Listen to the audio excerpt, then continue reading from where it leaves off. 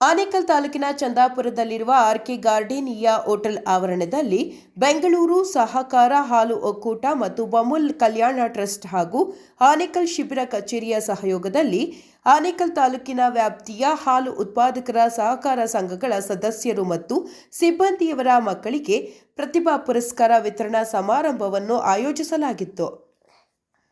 ಇನ್ನು ಶಿಕ್ಷಣ ಕ್ಷೇತ್ರದಲ್ಲಿ ಉತ್ತಮ ಸಾಧನೆ ಮಾಡಿದ ಸುಮಾರು 200ಕ್ಕೂ ಹೆಚ್ಚು ವಿದ್ಯಾರ್ಥಿಗಳಿಗೆ ಪ್ರತಿಭಾ ಪುರಸ್ಕಾರ ವಿತರಣೆ ಮಾಡಲಾಯಿತು.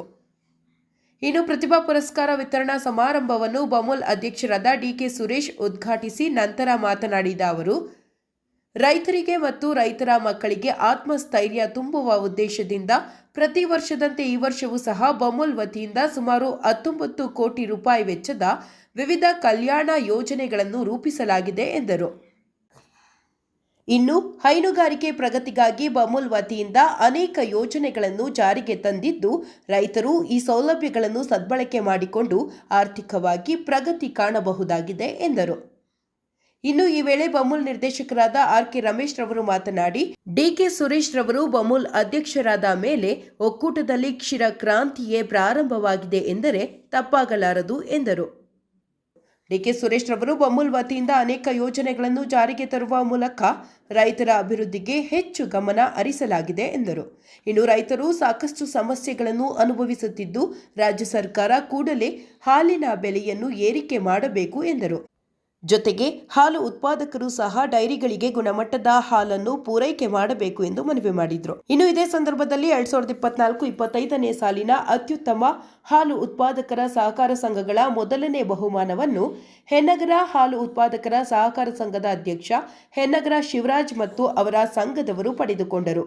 ಹಾಗೂ ಎರಡನೇ ಬಹುಮಾನವನ್ನು ಆದಿಗೊಂಡನಹಳ್ಳಿ ಹಾಲು ಉತ್ಪಾದಕರ ಸಹಕಾರ ಸಂಘವು ಪಡೆದುಕೊಂಡಿತ್ತು. ಇನ್ನು ಮೂರನೇ ಬಹುಮಾನವನ್ನು ಮರಸೂರು ಇಂದ್ರಾನಗರ ಹಾಲು ಉತ್ಪಾದಕರ ಸಹಕಾರ ಸಂಘವು ಪಡೆದುಕೊಂಡಿತ್ತು. ಹಾಗೆಯೇ ಉತ್ತಮ ಸಿಬ್ಬಂದಿಗಳು, ಉತ್ತಮ ಕೃತಕ ಗರ್ಭಧಾರಣಾ ಕಾರ್ಯಕರ್ತರು ಮತ್ತು ಅತಿ ಹೆಚ್ಚು ಹಾಲು ಸರಬರಾಜು ಮಾಡಿರುವ ಹಾಲು ಉತ್ಪಾದಕರಿಗೆ ಸನ್ಮಾನಿಸಲಾಯಿತು. ಇನ್ನು ಕಾರ್ಯಕ್ರಮದಲ್ಲಿ ಬಮೂಲ್ ನಿರ್ದೇಶಕರಾದ ರಾಮನಗರ ನಾಗರಾಜ್, ಚನ್ನಪಟ್ಟಣದ ಲಿಂಗೇಶ್ ಕುಮಾರ್, ವಿಜಯ ಆಂಜಿನಪ್ಪ, ಮರಸೂರು ಭಾರ್ಗವ್ ರೆಡ್ಡಿ, ಹಾಪ್ಕಾಮ್ಸ್ ಬಾಬುರೆಡ್ಡಿ, ಬೇಗೂರು ಆಂಜಿನಪ್ಪ, ಗುಡ್ಡಹಟ್ಟಿ ರಘುಪತಿ, ಬೊಮ್ಮಸಂದ್ರ ಲಿಂಗಣ್ಣ, ದೊಡ್ಡಹಗಡೆ ಹರೀಶ್ ಗೌಡ, ಬಮೂಲ್ ಟ್ರಸ್ಟ್ನ ಶ್ರೀಧರ್, ಮಧುಸೂದನ್, ಆನೇಕಲ್ ಶಿಬಿರ ಕಚೇರಿಯ ವ್ಯವಸ್ಥಾಪಕರಾದ ನಾಗೇಂದ್ರ, ಉಪವ್ಯವಸ್ಥಾಪಕರಾದ ಡಾಕ್ಟರ್ ಸಿಜಿ ಸುರೇಶ್ ಮತ್ತು ಆನೇಕಲ್ ಶಿಬಿರದ ಸಿಬ್ಬಂದಿ ವರ್ಗದವರು, ತಾಲೂಕು ಡೈರಿಗಳ ಅಧ್ಯಕ್ಷರು ಮತ್ತು ಹಾಲು ಉತ್ಪಾದಕರು ಮತ್ತು ವಿದ್ಯಾರ್ಥಿಗಳು ಭಾಗವಹಿಸಿದ್ರು.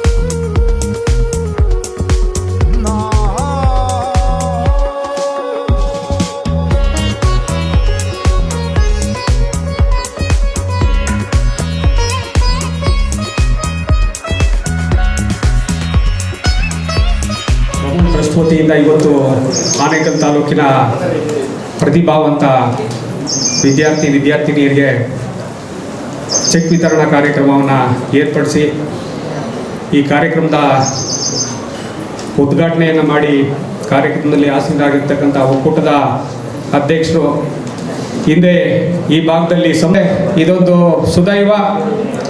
ನಮ್ಮ ಒಕ್ಕೂಟಕ್ಕೆ ಡಿ ಕೆ ಸುರೇಶ್ ಅವರು ಅಧ್ಯಕ್ಷರಾಗಿ 1 ವರ್ಷದ ಮೇಲೆ 2 ತಿಂಗಳಾಯಿತು. 1 ವರ್ಷದ ಸಾಧನೆ ತಾವೆಲ್ಲ ಹಿಂದೆ ಒಂದು ದೊಡ್ಡ ಕಾರ್ಯಕ್ರಮವನ್ನು ಮಾಡಿ ಒಕ್ಕೂಟ 1 ವರ್ಷದಲ್ಲಿ ಸುಮಾರು 100 ಕೋಟಿಗೂ ಹೆಚ್ಚಿನ ಲಾಭವನ್ನು ಮಾಡಿದ್ವಿ. ಏನು ಹೊಸ ಆಡಳಿತ ಮಂಡಳಿ ಬಂತು, ಹೊಸ ಆಡಳಿತ ಮಂಡಳಿ ಅಧಿಕಾರಕ್ಕೆ ಬಂದಾದ್ಮೇಲೆ ನಮ್ಮ ಒಕ್ಕೂಟದಲ್ಲಿ ಪ್ರತಿ ವರ್ಷ ಹಿಂದೆ ನಾನು ಅಧ್ಯಕ್ಷರಾಗಿದ್ದೆ, ನಮ್ಮ ಆಂಜಿನಪ್ಪರ ಅಧ್ಯಕ್ಷರಾಗಿದ್ರು, ನಾಗರಾಜರು ಅಧ್ಯಕ್ಷರಾಗಿದ್ರು. ಎಲ್ಲ ಕಾಲದಲ್ಲಿ ನಾವು ಈ ಮಳೆಗಾಲ ಬಂತಂದರೆ ಹಾಲು ಉತ್ಪಾದನೆ ಜಾಸ್ತಿ ಆಗ್ತಾ ಇತ್ತು. ಆ ಒಂದು ಕಾಲದಲ್ಲಿ ಒಂದು 2 ರೂಪಾಯೋ 3 ರೂಪಾಯೋ 1 ರೂಪಾಯೋ ರೇಟನ್ನು ಕಮ್ಮಿ ಮಾಡ್ತಾ ಇದ್ವಿ. ಆದರೆ ನಮ್ಮ ಸುರೇಶ್ ಅವರು ಅಧ್ಯಕ್ಷರಾಗಿ ಬಂದಾದ್ಮೇಲೆ ಒಕ್ಕೂಟದಲ್ಲಿ ಹೋದ ವರ್ಷ ನಾವು 18.5 ಲಕ್ಷ ಲೀಟರ್ ಹಾಲನ್ನು 18.5 ಲಕ್ಷ ಲೀಟರ್ ಬರ್ತಾ ಇತ್ತು ಪ್ರತಿದಿನ ಹಾಲು. ಇವತ್ತು 19.5 ಲಕ್ಷ ಲೀಟರ್ ಬರ್ತಾ ಇದೆ. 19,90,000 ಲೀಟರ್ಗೂ ಸಹ ಈ ಸಾರಿ ನಮ್ಮ ಬೆಂಗಳೂರು ಹಾಲು ಒಕ್ಕೂಟದ ಹಾಲು ಹೋಗಿತ್ತು. ಅಂದರೆ ಹಾಲು ಉತ್ಪಾದನೆಯನ್ನು ಜಾಸ್ತಿ ಮಾಡಬೇಕು, ರೈತರ ಒಂದು ಆರ್ಥಿಕ ಬೆಳವಣಿಗೆಯನ್ನು ಜಾಸ್ತಿ ಮಾಡಬೇಕು ಅಂದ್ಬಿಟ್ಟು ಅವ್ರದ್ದೇ ಆದ ಒಂದು ಕಾರ್ಯಕ್ರಮಗಳನ್ನ ಹಾಕ್ಕೊಂಡು ಅದರ ಒಂದು ಮುನ್ನುಡಿಗೆ ಒಂದು ಪ್ರಗತಿಯನ್ನು ಬರೀತಾ ಇದ್ದಾರೆ. ಒಕ್ಕೂಟದಲ್ಲಿ ನಾವು ಏನೇ ಹಾಲು ಉತ್ಪಾದನೆ ಜಾಸ್ತಿ ಆದರೂ ರೇಟನ್ನು ಹೋದ ವರ್ಷ ನಾವು ಕಮ್ಮಿ ಮಾಡಲಿಲ್ಲ. ಏನು ರೇಟ್ ಕೊಡ್ತಾ ಇದ್ವಿ, ಬೇಸಿಗೆ ಕಾಲದಲ್ಲಿ ಏನು ರೇಟ್ ಕೊಡ್ತಾ ಇದ್ವಿ ಅದೇ ರೇಟನ್ನು ವರ್ಷ ಪೂರ್ತಿ ಕೊಟ್ಕೊ ಬಂದ್ವಿ. ನಮ್ಮಲ್ಲಿ ಕೆಲವು ಸಂದರ್ಭದಲ್ಲಿ ನಮಗೆ ಅಲ್ಲಿ ಸ್ವಲ್ಪ ಕಷ್ಟ ಆಗಿರಬೇಕು, ಪೇಮೆಂಟ್ಗೆ ಇನ್ನೊಂದಕ್ಕೆಲ್ಲ ಅದನ್ನೆಲ್ಲ ನಿಭಾಯಿಸಿ ಕೊಟ್ಕೊಬಂದು ಒಂದೇ ಸಾರಿ ಒಕ್ಕೂಟದಲ್ಲಿ ಸುಮಾರು 60 ಕೋಟಿ ರೂಪಾಯಿಯಷ್ಟು ಹಣವನ್ನು ನೇರವಾಗಿ ರೈತರ ಅಕೌಂಟ್ಗೆ ಯಾರೆಲ್ಲ ಎಷ್ಟೆಷ್ಟು ಲೀಟರ್ ಹಾಲನ್ನು ಹಾಕಿದ್ದೀರಾ ಅಷ್ಟು ಹಣವನ್ನು ನೇರವಾಗಿ ರೈತರ ಅಕೌಂಟ್ಗೆ ಹಾಕುವಂಥ ಕೆಲಸವನ್ನು ಮಾಡಿದಂಥ ಒಂದು ಈ ಸಂಸ್ಥೆಯ ಏಳಿಗೆಯಾಗಿ ದುಡಿದಂಥ ಸುರೇಶ್ ಅವರು, ನಮ್ಮ ತಾಲೂಕು ಸಹ ಆ ಒಂದು ಹಣ ಸುಮಾರು 2,28,00,000 ರೂಪಾಯಿ ಹಣ ಬಂದಿತ್ತು ನಮ್ಮ ತಾಲೂಕು. ಅಂದರೆ ನಮ್ಮ ತಾಲೂಕಲ್ಲಿ ಹಾಲು ಉತ್ಪಾದನೆ ಹಿಂದೆ ಜಾಸ್ತಿ ಇತ್ತು, ಈಗ ಸ್ವಲ್ಪ ನಮ್ಮ ತಾಲೂಕಲ್ಲಿ ಕಮ್ಮಿ ಆಗಿದೆ. ಯಾಕಂದರೆ ನಮ್ಮ ತಾಲೂಕು ಎಲ್ಲ ನಗರೀಕರಣ ಆಗ್ತಾ ಇದೆ. ಎಲ್ಲ ಕಡೆ ಅಪಾರ್ಟ್ಮೆಂಟ್ಸು, ವಿಲ್ಲಾಸು ಮತ್ತು KDB ಅವರು KHB ಅವರು ಎಲ್ಲ ಕಡೆ ಸ್ವಲ್ಪ ಅಕ್ವಿಜಿಷನ್ ಮಾಡಿರೋದ್ರಿಂದ ನಮ್ಮಲ್ಲಿ ಹಸುಗಳು ಬೇಯಿಸಲಿಕ್ಕೆ ಸ್ವಲ್ಪ ಪೋಷಣೆ ಮಾಡಲಿಕ್ಕೆ ಕಷ್ಟ ಆಗ್ತಾ ಇದೆ. ಅದಕ್ಕೆ ಸ್ವಲ್ಪ ಜನನೂ ಸ್ವಲ್ಪ ಆ ಬಗ್ಗೆ ಸ್ವಲ್ಪ ಇಂಟ್ರೆಸ್ಟ್ ಕಮ್ಮಿ ಮಾಡ್ತಾ ಇದ್ದಾರೆ. ನಾವು ಹೇಳ್ತಾನೆ ಇದ್ದೀವಿ, ನಿಮಗೆ 3% ದರದಲ್ಲಿ ಕಮ್ಮಿ ಇಂಟ್ರೆಸ್ಟಲ್ಲಿ BDCC ಬ್ಯಾಂಕಲ್ಲಿ ನಿಮಗೆ ಲೋನ್ ಕೊಡ್ತೀವಿ ಅಂದ್ಬಿಟ್ಟು ಸುಮಾರು 28 ಜನ ಏನೋ ತಗೊಂಡಿದ್ದಾರೆ. 1 ವರ್ಷದಲ್ಲಿ ನಾವು ಪ್ರಯತ್ನ ಮಾಡಿದ್ದಕ್ಕೆ ಮಿನಿ ಡೈರಿಗಳಿಗೆ ಅಂದರೆ 15 ಲಕ್ಷ ರೂಪಾಯಿ 3% ಇಂಟ್ರೆಸ್ಟಲ್ಲಿ ನಮ್ಮ ಭಾರ್ಗವು ನಾವು ಪ್ರತಿ ಮೀಟಿಂಗಲ್ಲಿ ಹೇಳ್ತಾ ಬಂದ್ವಿ, ಇಲ್ಲ ನೀವೇನಾದರೂ ರೈತರು ತಗೋಬೇಕು, ಇದು ಪ್ರಯೋಜನ ಪಡ್ಕೋಬೇಕು ಅಂತ ಹೇಳಿದಾಗ ಓನ್ಲಿ 28 ಜನ ಮಾತ್ರ ತಗೊಂಡಿದ್ದಾರೆ. ಈಗಲೂ ಸಹ BDCC ಬ್ಯಾಂಕ್ನವರೆಲ್ಲ ಬಂದಿದ್ದಾರೆ, ಎಲ್ಲ ಅಧಿಕಾರಿಗಳು ಬಂದು ನಿಮಗೆ ಅವರು ಒಂದು ಕರಪತ್ರವನ್ನು ಸಹ ಕೊಟ್ಟರು. ನಾವು ಏನಕ್ಕೆಲ್ಲ ಲೋನನ್ನು ಕೊಡ್ತೀವಿ, ಯಾವ ಥರ ಉಪಯೋಗ, ಏನೆಲ್ಲ ಉಪಯೋಗ ಇದೆ ಅನ್ನೋದನ್ನು ತಮಗೆಲ್ಲ ತಿಳಿಸ್ತಾ ಬಂದರು. ನೀವು ಆ ಉಪಯೋಗವನ್ನು ಪಡ್ಕೋಬೇಕು. ಯಾಕಂದರೆ 3% ಇಂಟ್ರೆಸ್ಟ್ ರೇಟಲ್ಲಿ 30 ಪೈಸೆ ಬೀಳುತ್ತೆ, ನಿಮಗೆ ಯಾರೂ ಕೊಡಲ್ಲ. 30 ಪೈಸೆ ರೇಟಲ್ಲಿ ಅದನ್ನು ತಗೋಬೇಕು ಅಂದ್ಬಿಟ್ಟು ತಮ್ಮಲ್ಲಿ ಮನವಿ ಮಾಡ್ತೀನಿ. ಅಷ್ಟೇ ಅಲ್ಲ, BDCC ಬ್ಯಾಂಕಲ್ಲಿ ನಮ್ಮೆಲ್ಲ ಸಹಕಾರಿ ಸಂಘಗಳ ಇವರು ವ್ಯವಹಾರವನ್ನು ಸಹ BDCC ಬ್ಯಾಂಕಲ್ಲಿ ಮಾಡಬೇಕು ಅಂದ್ಬಿಟ್ಟು ಕೂಡ ತಮ್ಮಲ್ಲಿ ಮನವಿ ಮಾಡ್ತೀನಿ. ಯಾಕಂದರೆ ನನಗೆ ಅವರ ಮ್ಯಾನೇಜರು ನಮ್ಮ ಆಂಜಿನಪ್ಪನವರು ಭಾರ್ಗವರು ಮನವಿ ಮಾಡಿದ್ರು, ಇಲ್ಲ ಒಂದು ಮಾತು ಹೇಳಿ ಅವರಿಗೆ, ನಿಮ್ಮ ಸುಮಾರು ಸಂಘಗಳು ಇನ್ನೂ ನಮ್ಮಲ್ಲಿ ಅಕೌಂಟ್ ಮಾಡಲಿಲ್ಲ BDCC ಬ್ಯಾಂಕಲ್ಲಿ ಅಕೌಂಟ್ ಮಾಡಲಿಕ್ಕೆ ಹೇಳಿ ಅಂದ್ಬಿಟ್ಟು ಹೇಳಿದ್ದಾರೆ. ನಮ್ಮಲ್ಲಿ ತಮ್ಮ ಒಕ್ಕೂಟ ಇತ್ತೀಚಿನ ದಿನಗಳಲ್ಲಿ ಹಲವಾರು ಪ್ರಗತಿಯತ್ತ ದಾಪುಗಾಲನ್ನಾಗ್ತಾ ಇದೆ. ಅದನ್ನೆಲ್ಲ ಅಧ್ಯಕ್ಷರು ತಿಳಿಸ್ತಾರೆ, ಏನೆಲ್ಲ ಕಾರ್ಯಕ್ರಮಗಳನ್ನ ರೂಪಿಸಿರ್ಬೋದು, ಹೊಸ ಕಾರ್ಯಕ್ರಮಗಳನ್ನ ಏನು ರೂಪಿಸಿದ್ದೀವಿ, ಒಕ್ಕೂಟದಲ್ಲಿ ಏನೆಲ್ಲ ಪ್ರಗತಿ ಆಗ್ತಾ ಇದೆ, ಎಷ್ಟು ನಾವು ಮುಂದಿನ ದಿನದಲ್ಲಿ ನಾವು ಇನ್ನೂ ಯಾವ ಮಟ್ಟಕ್ಕೆ ಇರ್ತೀವಿ ಅಂದ್ಬಿಟ್ಟು. ಇವತ್ತು ಏನು ರಾಜ್ಯದಲ್ಲಿ 1,09,00,000 ಲೀಟರ್ ಹಾಲು ಬರ್ತಾ ಇದೆ, ಅದರಲ್ಲಿ ಹೈಯೆಸ್ಟ್ ಹಾಲು ನಮ್ಮ ಬೆಂಗಳೂರು ಹಾಲು ಒಕ್ಕೂಟಕ್ಕೆ ಕೊಡುಗೆ ಕೊಡ್ತಾ ಇರೋದು. ಅದರಲ್ಲಿ ಸುಮಾರು 20% ಹಾಲನ್ನು ನಾವು ಕೊಡ್ತಾ ಇದ್ದೀವಿ. ಹಾಲಿನ ಒಳ್ಳೆ ಗುಣಮಟ್ಟವನ್ನು ನಾವು ಕೊಡಬೇಕು ಅಂದ್ಬಿಟ್ಟು ತಾವು ಮನವಿ ಮಾಡ್ತಾ ಇದ್ದೀವಿ. ಒಕ್ಕೂಟ ಈಗ ರೈತರಿಗೆ ಏನೀಗ ಮ್ಯಾಟ್ ಇರ್ಬೋದು, ಮಿಲ್ಕಿಂಗ್ ಮೆಷಿನ್ ಇರ್ಬೋದು, ಚಾಪ್ ಕಟ್ರ್ ಇರ್ಬೋದು, ಇದನ್ನೆಲ್ಲ ಸಬ್ಸಿಡಿ ದರದಲ್ಲಿ ನಾವು ಕೊಡ್ತಾ ಬರ್ತಾ ಇದ್ದೀವಿ. ಈಗ ಮ್ಯಾಟ್ದು ಹಲವಾರು ಸಂಘಗಳು ಒಂದಷ್ಟು ಸಂಘಗಳು ಕೊಟ್ಟಿದ್ದೀವಿ, ಇನ್ನೂ ಒಂದಷ್ಟು ಸಂಘಗಳು ಕೊಡಬೇಕು. ಯಾಕಂದರೆ ನಾವು ಈ ಮ್ಯಾಟ್ ಬಗ್ಗೆ ಸುಮಾರು ಜನ ಬಂದು ಕಂಪ್ಲೇಂಟ್ ಮಾಡ್ತಾನೆ ಇದ್ದೀರಾ. ನಮ್ಮಲ್ಲಿ ಮ್ಯಾಟು ನಾವು ನಿಮಗೆ ಇಂಡೆಂಟ್ ಹಾಕಿದ್ದೀವಿ, ಬಂದಿಲ್ಲ ಅಂದ್ಬಿಟ್ಟು. ನಾವು ಇಂಡೆಂಟ್ ಹಾಕಿದಂಥ ಸಂದರ್ಭದಲ್ಲಿ ನಾವು ಏನು ನಮ್ಮ ಒಕ್ಕೂಟದಲ್ಲಿ ನಾವು ಅದಕ್ಕೆ ಕೊಟೇಶನ್ ಕರೆದ್ವಿ. ಅದಕ್ಕೆ ಕರೆದಾಗ ಕಮ್ಮಿ ದರದಲ್ಲಿ ಕ್ವಾಲಿಟಿ ಚೆನ್ನಾಗಿರ್ತಕ್ಕಂಥ ಒಂದು ಇದನ್ನು ಕಮ್ಮಿ ದರದಲ್ಲಿ ಸುಮಾರು 42 kg ಏನೋ ಬರುತ್ತೆ ಒಂದು ಮ್ಯಾಟು. ಆ ಕ್ವಾಲಿಟಿ ಎಲ್ಲ ನೋಡಿ ಅದನ್ನು 2600 ರೂಪಾಯಿಗೆ ನಾವು ತಗೊಂಡಿದ್ವಿ. ಅದನ್ನು ಕೊಡಲಿಕ್ಕೆ ನಮ್ಮಲ್ಲಿ ಒಂದು ಸಪ್ಲೈ ಮಾಡಿದ್ರು. ಇನ್ನೊಂದು ಸಪ್ಲೈ ಮಾಡಬೇಕಾದ್ರೆ ಯುದ್ಧ ಪ್ರಾರಂಭ ಆಯಿತು. ಅವರಿಗೆ ಕಚ್ಚಾ ಸಾಮಗ್ರಿಗಳು ಸಿಗ್ತಾ ಇಲ್ಲ ಅನ್ನೋ ಇದರಾಗಿ ಸಪ್ಲೈ ಆಗ್ತಾ ಇರೋದು ಸ್ವಲ್ಪ ತಡ ಆಗ್ತಾ ಇದೆ. ನಾವೆಲ್ಲ ನಿರ್ದೇಶಕರು ನಮ್ಮ ಅಧ್ಯಕ್ಷರ ಹತ್ರ ಮೊನ್ನೆ ಎಲ್ಲ ಮನವಿ ಮಾಡಿದ್ವಿ. ಇಲ್ಲ, ಇದಕ್ಕೆ ಏನಾದರೂ ಒಂದು ಕೊಡ್ಲಿಕ್ಕೆ ವ್ಯವಸ್ಥೆ ಮಾಡಬೇಕು ಅಂದ್ಬಿಟ್ಟು ಅವರು ಸಂಬಂಧಪಟ್ಟಂಥ ಇನ್ನೂ ಯಾರಿಗೊಬ್ಬರು ಮಾತಾಡಿ ಆದಷ್ಟು ಬೇಗ ಕಳಿಸುವಂಥ ಕೆಲಸವನ್ನು ಮಾಡ್ತಾರೆ. ಈಗ ಏನು ಒಕ್ಕೂಟದಲ್ಲಿ ಇತ್ತೀಚಿನ ದಿನದಲ್ಲಿ ಒಳ್ಳೊಳ್ಳೆ ಕಾರ್ಯಕ್ರಮಗಳನ್ನ ರೂಪಿಸ್ಕೊಂಡಿದ್ದೀವಿ. ಫಸ್ಟ್ ಟೈಮು ನಮ್ಮ ಒಕ್ಕೂಟಕ್ಕೆ, ನಿಮಗೆ ಗೊತ್ತಿದೆಯೋ ಗೊತ್ತಿಲ್ವೋ, ಬೆಂಗಳೂರು ಹಾಲು ಒಕ್ಕೂಟಕ್ಕೆ ನಮ್ಮ KMF ಇಂದ ಕೊಡ್ತಾ ಇದ್ರು. ಬೆಂಗಳೂರು ಡೈರಿಯಿಂದಲೇ ನೇರವಾಗಿ ತಿರುಪತಿಗೆ ಸುಮಾರು 2 ಲಕ್ಷ ಟನ್ನು ಇದನ್ನ ತುಪ್ಪ ಕೊಡಲಿಕ್ಕೆ ನಮ್ಮ ಅಧ್ಯಕ್ಷರು ಅಲ್ಲಿ ತಗೊಬರ್ಲಿಕ್ಕೆ ಮೇಜರ್ ಕಾರಣಕರ್ತರು ಅವರೇ ಫಸ್ಟ್ ಪಾರ್ಟಿಸಿಪೇಟ್ ಮಾಡಿ ತಗೊಬರ್ಲಿಕ್ಕೆ. ಮತ್ತೆ ಇತ್ತೀಚೆಗೆ ತುಪ್ಪದ ಬೆಲೆಯನ್ನು ಜಾಸ್ತಿ ಮಾಡಿದ್ದೀವಿ, ಹಾಲಿನ ಬೆಲೆನೂ ಜಾಸ್ತಿ ಮಾಡಬೇಕು ಅಂದ್ಬಿಟ್ಟು ನಾವು ನಮ್ಮೆಲ್ಲ ರೈತರು ಮನವಿಯನ್ನು ಸಹ ಮಾಡ್ತಾ ಇದ್ದೀವಿ ಸರ್ಕಾರಕ್ಕೆ. ಮೊದಲನೇದಾಗಿ ನಮ್ಮ ತಾಲೂಕಲ್ಲೇ ನಮ್ಮಲ್ಲಿ ಬರ್ತಿರ್ತಕ್ಕಂಥ ಸುಮಾರು ಜನ ರೈತರು ಸೇರಿ ಒಂದಿನ ನಮ್ಮಲ್ಲಿ ಪ್ರತಿಭಟನೆಯನ್ನು ಮಾಡಿದ್ರು. ನಮ್ಮ ಡೈರಿ ಮುಂದ್ಗಡೆ ಮಾಡಿದ್ರು, ತಹಸೀಲ್ದಾರ್ಗೆ ಮಾಡಿ ಅವ್ರ ಮುಖೇನ ಅರ್ಜಿಯನ್ನು ಸಹ ಕೊಟ್ಟರು. ನಿನ್ನೆ ಎಲ್ಲ ಮೊನ್ನೆ 7ನೇ ತಾರೀಕು ರಾಮನಗರ ಜಿಲ್ಲೆಯಲ್ಲಿ 4 ತಾಲೂಕಿನವರು ಸುಮಾರು 10,000ಕ್ಕೂ ಹೆಚ್ಚು ಜನ ಸೇರಿ ಅಲ್ಲಿ ಹಾಲಿನ ಬೆಲೆ ಜಾಸ್ತಿ ಮಾಡಬೇಕು, ಹಾಲಿನ ವೈಜ್ಞಾನಿಕವಾಗಿ ಹಾಲು ಏನು ನಾವು ಹಸು ಸಾಕಾಣಿಕೆ ಮಾಡ್ತಾ ಇದ್ದೀವಿ, ಅದಕ್ಕೆ ಏನು ನಾವು ಪೋಷಣೆ ಮಾಡಲಿಕ್ಕೆ ಖರ್ಚು ಮಾಡ್ತಾ ಇದ್ದೀವಿ, ಆ ಬರ್ತಕ್ಕಂಥ ಹಣ ನಮಗೆ ಸಾಕಾಗ್ತಾ ಇಲ್ಲ ಅನ್ನೋ ನಿಟ್ಟಿನಲ್ಲಿ ಎಲ್ಲ ರೈತರು ಮೊನ್ನೆ ನಮ್ಮ ಬೆಂಗಳೂರು DC ಆಫೀಸ್ ಮುಂದ್ಗಡೆ ಕೂಡ ಸ್ಟ್ರೈಕ್ ಮಾಡಿದ್ದಾರೆ.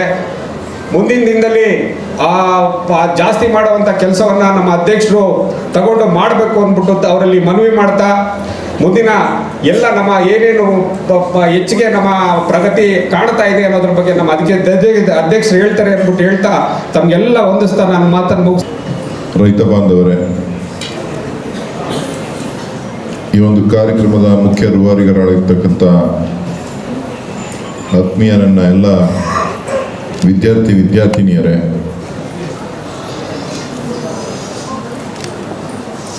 ಎಲ್ಲ ಈಗ ಸಣ್ಣ ಸಮಾರಂಭ. ಯಾರಿಗೋಸ್ಕರ ಅಂತ ಹೇಳಿದ್ರೆ, ಯಾರು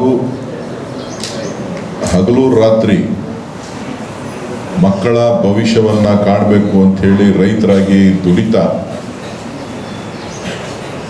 ಮಕ್ಕಳನ್ನ ಚೆನ್ನಾಗಿ ಓದಿಸ್ಬೇಕು ಅಂತ ಹೇಳಿ ಪ್ರಯತ್ನ ಮಾಡಿ ಒಂದು ಹಂತಕ್ಕೆ ನಾವು ಮಾಡೋ ಕೆಲಸ ನನ್ನ ಮಕ್ಕಳು ಮಾಡಬಾರ್ದು ಅಂತಕ್ಕಂಥ ಒಂದು ಗುರಿಯನ್ನ ಸಂಕಲ್ಪವನ್ನ ಇಟ್ಕೊಂಡು ಅವರ ಏಳಿಗೆಗೋಸ್ಕರ ಕೆಲಸ ಮಾಡ್ತಾ ಇದ್ದಾರೆ ಹಗಲು ರಾತ್ರಿ ಪೋಷಕರು, ತಂದೆ ತಾಯಂದರು. ಅವರ ಮಕ್ಕಳು ಇವತ್ತು SLCನಲ್ಲಿ, PUCನಲ್ಲಿ, ಡಿಗ್ರಿನಲ್ಲಿ, ಬೇರೆ MBBS ಇರ್ಬೋದು, ಗ್ರ್ಯಾಜುಯೇಷನ್ಸ್ ಬೇರೆ ಇರ್ಬೋದು, ಅದರೆಲ್ಲರಲ್ಲೂ ಕೂಡ ಅತಿ ಹೆಚ್ಚು ಅಂಕಗಳನ್ನು ಗಳಿಸಿರ್ತಕ್ಕಂಥ ರೈತರ ಮಕ್ಕಳನ್ನು ಸನ್ಮಾನಿಸಬೇಕು, ಅವರಿಗೆ ಪುರಸ್ಕಾರವನ್ನು ನೀಡಬೇಕು ಅಂಥೇಳಿ ಇವತ್ತು ನಾವು ಕಾರ್ಯಕ್ರಮವನ್ನು ಹಮ್ಮಿಕೊಂಡಿದ್ದೇವೆ. ಇದು ನಮ್ಮ ಹಾಲು ಒಕ್ಕೂಟದಿಂದ, ಬೆಂಗಳೂರು ಹಾಲು ಒಕ್ಕೂಟದಿಂದ ನಿರಂತರವಾಗಿ ನಾವು ಮಾಡ್ಕೊಂಡು ಬರ್ತಾ ಇದ್ದೇವೆ. ಅದರಲ್ಲೇ ನಾವು ಒಂದು ಟ್ರಸ್ಟ್ ಅಂತ ಹೇಳಿ ಮಾಡ್ಕೊಂಡಿದ್ದೀವಿ, ಬಾಮೂಲ್ ಟ್ರಸ್ಟ್ ಅಂತ ಹೇಳಿ. ಆ ಟ್ರಸ್ಟ್ ವತಿಯಿಂದ ಸಾಕಷ್ಟು ರೈತರಿಗೆ ಕಲ್ಯಾಣ ಯೋಜನೆಗಳನ್ನು, ರೈತರಿಗೆ ಅನುಕೂಲ ಆಗ್ತಕ್ಕಂಥ ಯೋಜನೆಗಳನ್ನು ಬೇರೆ ರೀತಿಯಲ್ಲಿ, ರೈತರು ಆಕಸ್ಮಿಕವಾಗಿ ಸಾವನ್ನಪ್ಪಿದ್ರೆ ಅವರಿಗೆ ಪರಿಹಾರ ಕೊಡ್ತೇವೆ. ಹಸುಗಳೇನಾದರೂ ಸತ್ತೋಯ್ತು ಅಂದರೆ ಅದಕ್ಕೆ ಪರಿಹಾರ ಕೊಡ್ತೇವೆ. ವಿದ್ಯಾರ್ಥಿಗಳಿಗೆ ಪ್ರೋತ್ಸಾಹ ಕೊಡಬೇಕು ಅಂತೇಳಿ ಮಾಡ್ತೇವೆ. ಯಾವ ಹಾಲು ಉತ್ಪಾದಕರು ಯಾರು ನಮ್ಮ ಆರೋಗ್ಯದಲ್ಲಿ ಏನಾರ ಮಧ್ಯದಲ್ಲಿ ಏರುಪೇರಾಯಿತು ಅಂತ ಅಂದರೆ ಅದಕ್ಕೆ ಒಂದಷ್ಟು ಸಹಾಯಧನವನ್ನು ಕೊಡ್ತೇವೆ. ಸೊ ಹೀಗೆ ಹಲವಾರು ಯೋಜನೆಗಳನ್ನು ರೂಪಿಸಿದ್ದೇವೆ. ರೈತರು ಉಪಯೋಗಿಸ್ತಕ್ಕಂಥ ಮಿಲ್ಕಿಂಗ್ ಮಿಷಿನ್ಗೆ ಸಬ್ಸಿಡಿ ಕೊಡ್ತೀವಿ. ರೈತರು ಉಪಯೋಗಿಸ್ತಕ್ಕಂಥ ರಬ್ಬರ್ ಮ್ಯಾಟ್ಗಳೇನು ರಮೇಶ್ ಅವರು ತಿಳಿಸಿದ್ರು, ರಬ್ಬರ್ ಮ್ಯಾಟ್ಗಳಿಗೆ 50% ಸಬ್ಸಿಡಿ ಕೊಡ್ತೀವಿ. ಜಾಬ್ ಕಟ್ಟರ್ಗಳಿಗೆ ಕೊಡ್ತೇವೆ. ಹೀಗೆ ಹಲವು ಯೋಜನೆಗಳನ್ನು ರೂಪಿಸಿ ವಾರ್ಷಿಕವಾಗಿ ನಾವು ಸುಮಾರು 19 ರಿಂದ 20 ಕೋಟಿ ರೂಪಾಯಿ ಹಣವನ್ನು ರೈತರ ಕಲ್ಯಾಣಕ್ಕೋಸ್ಕರ, ರೈತರ ಅಭಿವೃದ್ಧಿಗೋಸ್ಕರ ನಾವು ಹಣವನ್ನು ವೆಚ್ಚ ಮಾಡ್ತೇವೆ.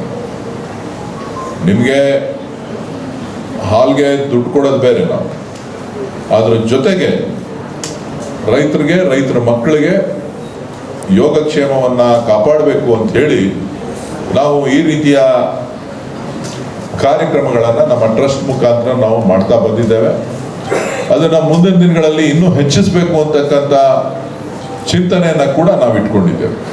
ಮಕ್ಕಳ ಪ್ರತಿಭಾ ಪುರಸ್ಕಾರ ವಿಚಾರದಲ್ಲಿ ಇನ್ನೂ ಹೆಚ್ಚು ಜನರಿಗೆ ಕೊಡಬೇಕು ಅಂತಕ್ಕಂಥದ್ದು ಕೂಡ ನಾವು ಚಿಂತನೆಗಳನ್ನು ನಾವು ಮಾಡ್ತಾ ಇದ್ದೇವೆ. ಯಾಕೆ ಅಂತ ಅಂದರೆ ರೈತರ ಮಕ್ಕಳನ್ನ ಯಾರು ಕೇಳೋರಿಲ್ಲ. ಅವ್ರಿಗೆ ಶಕ್ತಿ ತುಂಬಬೇಕು, ಅವ್ರಿಗೆ ಆತ್ಮಸ್ಥೈರ್ಯ ತುಂಬಬೇಕು. ಅವ್ರ ಜೊತೆಗೆ ಈ ಒಕ್ಕೂಟ ನಿಮ್ಮ ಜೊತೆ ಇದೆ, ಈ ಒಕ್ಕೂಟ ನಿಮ್ಮದು, ಈ ಒಕ್ಕೂಟದ ಏಳಿಗೆಗೆ ನೀವು ಕೆಲಸ ಮಾಡ್ತಾ ಇದ್ದೀರಿ, ನಿಮ್ಮ ತಂದೆ ತಾಯಂದಿರು ಕೆಲಸ ಮಾಡ್ತಾ ಇದ್ದಾರೆ, ನಿಮಗೆ ನಾವು ಶಕ್ತಿ ತುಂಬಬೇಕು ಅಂತಕ್ಕಂಥ ಒಂದು ಸಂಕಲ್ಪವನ್ನು ನಾವು ಇಟ್ಕೊಂಡು ನಾವು ಕೆಲಸವನ್ನು ಮಾಡ್ತಾ ಇದ್ದೇವೆ. ಇವತ್ತು ನಾವು ಪ್ರತಿಭಾ ಪುರಸ್ಕಾರ ಅಂತ ಹೇಳಿ ಇಲ್ಲಿ ನಾವು ಕರೆದಿದ್ದೇವೆ. ನಾವು ಕೊಡ್ತಕ್ಕಂಥ ಹಣ ಬಹಳ ಸಣ್ಣದಿರ್ಬೋದು, ಆದರೆ ಆ ಗೌರವ, ನಿಮ್ಮ ಅಪ್ಪ ಅಮ್ಮ ಓದಬೇಕಾದ್ರೆ ಯಾರು ಕರೆದು ವೇದಿಕೆ ಮೇಲೆ ಕರೆದು ಸನ್ಮಾನ ಮಾಡ್ತಾ ಇರಲಿಲ್ಲ.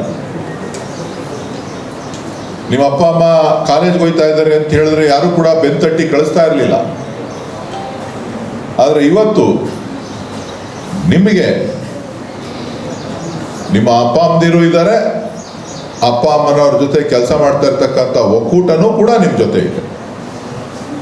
ಕಾರಣ ಏನು ಅಂತ ಹೇಳಿದ್ರೆ ನಿಮಗೆ ಶಕ್ತಿ ತುಂಬಬೇಕು, ನೀವು ಕೂಡ ರೈತರ ಮಕ್ಕಳು ಅಂತ ಹೇಳಿಕೊಳ್ಳಲಿಕ್ಕೆ ಹೆಮ್ಮೆ ಪಡಬೇಕು.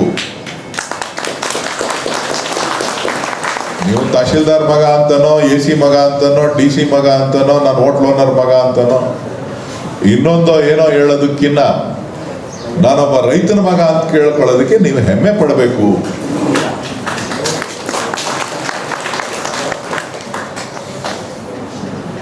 ನೀವು ಅದನ್ನ ಬಿಟ್ಟು ಅಯ್ಯೋ ನಾವು ವ್ಯವಸಾಯ ಮಾಡ್ತೀವಿ, ನಾವು ರೈತರ ಮಕ್ಕಳು, ನಮ್ಗೆ ಯಾರು ಹೆಣ್ಣು ಕೊಡೋದಿಲ್ಲ,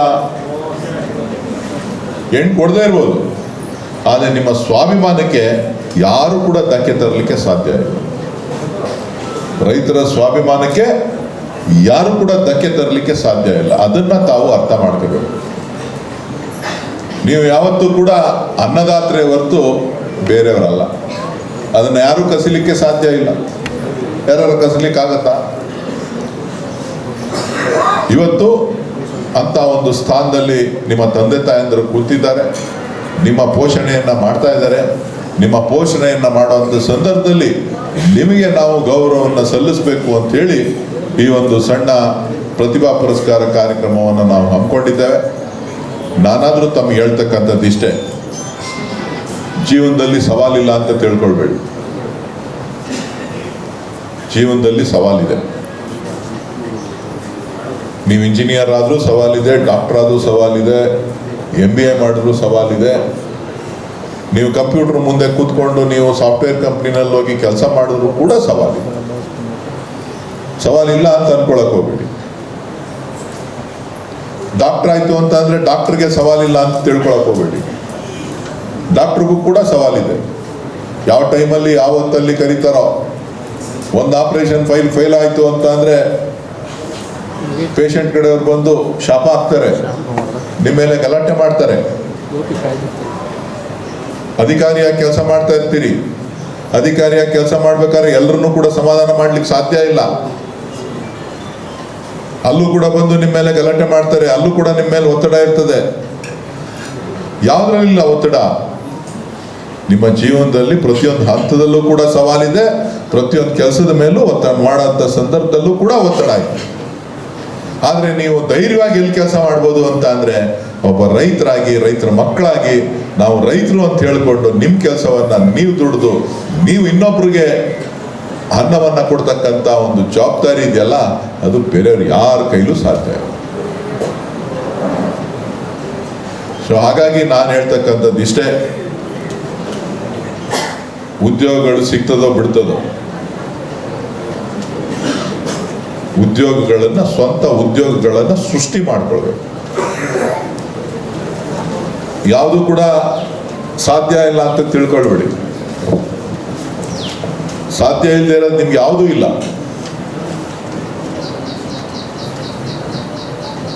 ಇವತ್ತು ಉದ್ಯೋಗಗಳು ಎಲ್ಲ ಕ್ಷೇತ್ರದಲ್ಲೂ ನಿಮಗೆ ಉದ್ಯೋಗ ಸಿಗ್ತದೆ. ಆಯ್ತು, ಇಲ್ಲಿ ಆನೇಕಲ್ ತಾಲೂಕಲ್ಲಿ ಎಲೆಕ್ಟ್ರಾನಿಕ್ ಸಿಟಿ ಇದೆ, ಬೊಮ್ಮಸಂದ್ರ ಇಂಡಸ್ಟ್ರಿಯಲ್ ಏರಿಯಾ ಇದೆ, ಜಿಗಣಿ ಇಂಡಸ್ಟ್ರಿಯಲ್ ಏರಿಯಾ ಇದೆ. ನಿಮ್ಮ ಮಕ್ಕಳಿಗೆಲ್ಲ ಸುಲಭ ಕೆಲಸ ಸಿಗ್ತಾ ಇದೆಯಾ? ಕೆಲಸ ಸಿಗ್ತಾ ಇಲ್ಲ. ಕೆಲಸ ಸಿಗ್ತಾ ಇಲ್ಲ ಅಂದ ಆ ಕ್ಷಣಕ್ಕೆ ನೀವು ಓದೋದನ್ನ ಬಿಟ್ಬಿಡಕ್ಕಾಗತ್ತಾ? ಪ್ರಯತ್ನ ಮಾಡ್ತಾನೇ ಇರ್ಬೇಕು. ಪ್ರಯತ್ನ ಮಾಡಲಿಲ್ಲ ಅಂತ ಅಂದ್ರೆ ಮನೇಲಿದ್ರೆ ಯಾರನ್ನ ಬಂದು ಕೆಲಸ ಕೊಡ್ತಾರಾ? ಕಷ್ಟಪಡ್ಲಿಲ್ಲ ಅಂದ್ರೆ ಹಣ ಸಂಪಾದನೆ ಮಾಡಕ್ಕಾಗತ್ತಾ?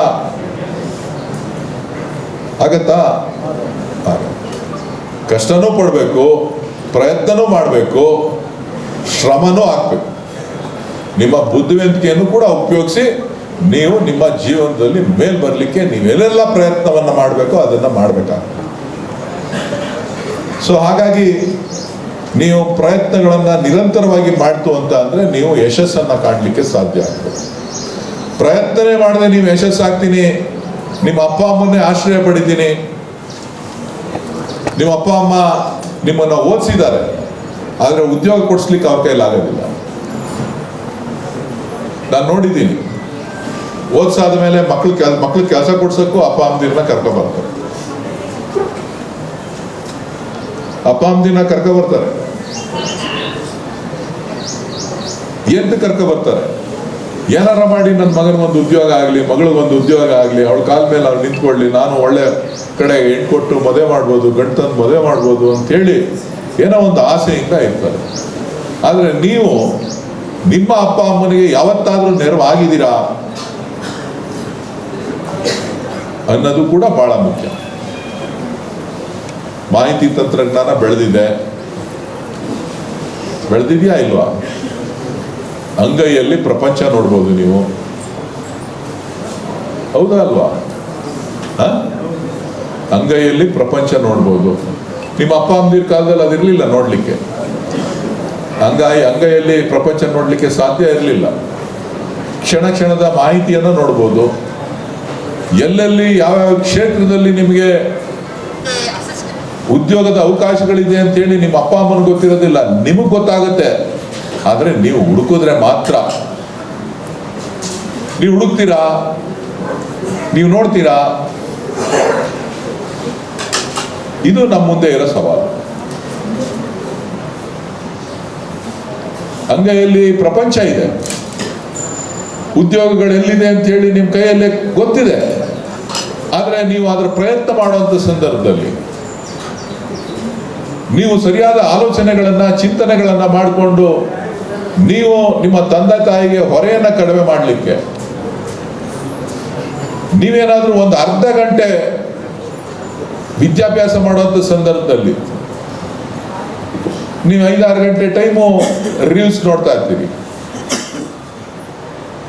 ಮೊಬೈಲಲ್ಲಿ. ಅರ್ಧ ಗಂಟೆ ನಿಮ್ಮ ಭವಿಷ್ಯದ ಬಗ್ಗೆ,